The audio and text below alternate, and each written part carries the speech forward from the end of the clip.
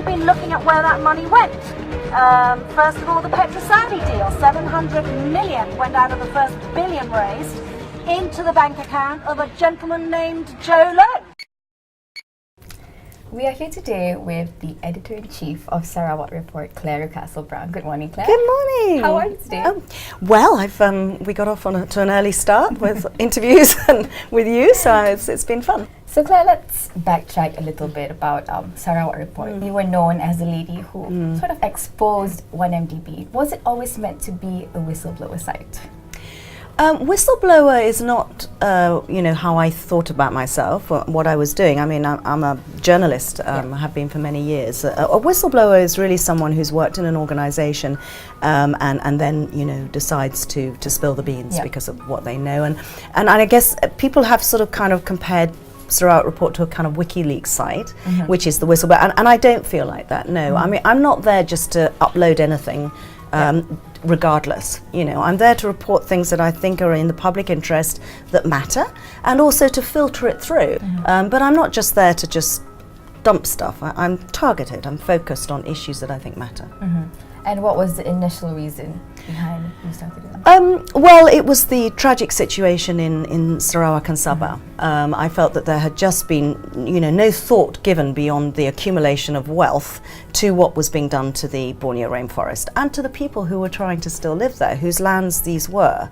And, the scale of the unnecessary destruction, just so that a few people could be even richer, was so disgraceful. Therefore, there was a lot of oppression. Anyone who quite rightly protested had to be silenced.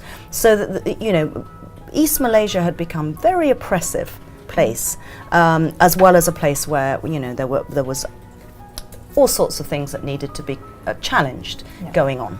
Right, going back to 1MDB, for which you are most famous for exposing, it is now hailed as the biggest corruption scandal in the world. How did you first stumble upon it? And, what made you want to continue exposing it? Well, as I say, I was already looking at corruption as being the driver of so much evil in Malaysia, and you were all having to put up with it, frankly.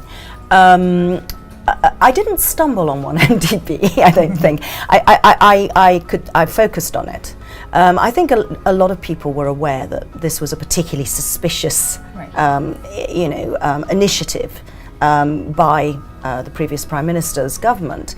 So there was, so I was looking at 1MDB, and then I saw a chink. I just, like any old-fashioned journalist, I just kept digging away at something that I knew didn't add up. And what was the end game for you? Well, look, you're a journalist. I mean, the story, we all look for stories. I could, the end game, this was, corruption was rife, so that's a big story. I mean, and to be honest, that's, as much as anything, it was a journalistic exercise, but it became incredibly interesting. I started to unravel just how this is not just a story about Malaysian corruption. It's a story about a global corruption. It's the lack of structures and rules. The wild west of globalization, really, that we as an international community need to address.